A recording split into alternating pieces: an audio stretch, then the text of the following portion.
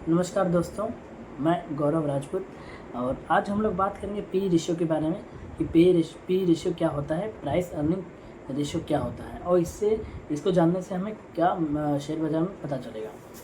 तो दोस्तों, हम भारतीय जो होते हैं वो 30 रुपये केजी का सब्ज़ी लेने से ज़्यादा 25 रुपये केजी को पसंद करते हैं कि वही सब्ज़ी हमको 25 रुपये केजी मिल जाए। और अगर 100-150 रुपये की सब्ज़ी ले ली तो 10-15 रुपये का धनिया मिर्च मांग लेते हैं। तो वहाँ तो हम लोग ठीक है, लेकिन वही बात शेयर बाज़ार में मात खा जाते हैं लोग। कैसे मात खा जाते हैं? जैसे शेयर बाज़ार में अलग अलग रेट पे सब शेयर ट्रेड करते हैं। जैसे मान के चलिए रिलायंस इंडस्ट्री 1200 पे है, HDFC 2000 पर है, और भी जितनी भी कंपनियां हैं। जैसे मान के चलिए कैनरा बैंक हो गया 100, 150-200 रुपये का प्राइस चल रहा है अभी। यूनियन बैंक हो गया, महाराष्ट्र बैंक हो गया, या फिर और भी फील्ड का कंपनी ले लीजिए, इरेडा हो गया, और भी सब चीज़ जितना भी है। तो इसमें कॉमन चीज़ क्या करता है नए इन्वेस्टर लोग कम प्राइस वाली कंपनी को ज़्यादा लेते हैं। कम प्राइस वाली का मतलब जैसे 100 रुपये, 150 रुपये, 80 रुपये, 70 रुपये वाले कंपनी पे फोकस ज़्यादा रहता है कि ये ले लें तो इतना हो जाएगा, ये ले लेंगे तो इतना बढ़ जाएगा, और 2000-1200 रुपये वाली कंपनी को अवॉइड करते हैं। तो यहीं पर मात खा जाते हैं। शेयर बाज़ार में उल्टा है। शेयर बाज़ार में उसका मार्केट प्राइस के हिसाब से वो महंगा नहीं होता है। ये नहीं कि HDFC 2000 का तो बहुत महंगा शेयर है, नहीं। उसका वैल्यूशन क्या है? अगर वो 2000 रुपये ट्रेड कर रहा है तो उसका क्या वैल्यूशन है? क्या वो ओवर वैल्यूड तो नहीं है, अंडर वैल्यूड है? अगर अंडर वैल्यूड है तो 2000 का शेयर 4000 जाने में कम समय लेगा। लेकिन अगर आपका मान के चलिए कैनरा बैंक 200 पर है और अगर वो ओवर वैल्यूड है तो वही 200 रुपये वाला शेयर 250 रुपये जाने में बहुत ज़्यादा टाइम लगेगा। यही चीज़ को हम लोग को समझना है। ये किसके थ्रू समझते हैं? पी रेशियो के बारे में। तो आइए जानते हैं पी रेशियो क्या होता है।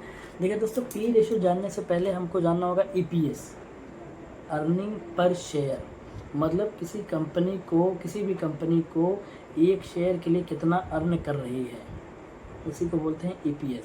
EPS कैसे निकलता है? EPS निकलता है उस कंपनी का नेट इनकम से। नेट इनकम में डिवाइड दे देंगे टोटल नंबर ऑफ शेयर का, यानी बाज़ार में उस कंपनी का जितना शेयर अवेलेबल है उस शेयर से नेट इनकम में डिवाइड कर देंगे, तो हमारा आ जाएगा EPS। जैसे मान के चलिए कोई 100 करोड़ की कंपनी है और उसका 10 करोड़ का शेयर नंबर ऑफ शेयर है बाज़ार में, तो जब डिवाइड करेंगे तो मेरे पास 10 रुपया उसका EPS आ जाएगा। यानी एक शेयर पे वो 10 रुपये अर्न कर रही है। ठीक है। अब इसी पे अब आ जाते हैं पी रेशियो। पी रेशियो का क्या फॉर्मूला है? पी रेशियो मतलब प्राइस अर्निंग रेशियो। इसका फॉर्मूला होता है स्टॉक प्राइस, यानी बाज़ार में उसका क्या प्राइस चल रहा है, stock price divide by earning per ratio यानी EPS। जब ये दे देंगे तो हमारा पी रेशियो आ जाएगा। इसी से पता चलता है कि कौन कंपनी और वैलिड है, कौन अंडर वैल्यूड है। जैसे पी रेशियो है तो मान के चलिए HDFC बैंक है, तो बैंकिंग सेक्टर में तो बहुत सारे शेयर हैं। तो जब हम EPS चेक करेंगे तो सभी कंपनी का जो स्टॉक मार्केट में लिस्टेड है, सभी बैंकिंग सेक्टर की कंपनी का पी रेशियो मैच करेंगे, किसका ज़्यादा है किसका कम है। जिस कंपनी का पी रेशियो कम है, अब भले ही शेयर प्राइस उसका ज़्यादा है, लेकिन जब पी रेशियो कम है और शेयर प्राइस भले ही ज़्यादा है फिर भी वो कंपनी सस्ती है। जैसे मान के चलिए HDFC बैंक का 2000 रुपये का मार्केट प्राइस है, शेयर प्राइस है, लेकिन उसका पी रेशियो अगर 15 का है या 29 का है या 18 का है, और कैनरा बैंक का 200 रुपये का शेयर प्राइस है और उसका EPS अगर 50 का है, तो फिर भी HDFC महंगा है, सस्ता है, और कैनरा बैंक महंगा है। बस यही हम लोग को समझना होगा दोस्तों।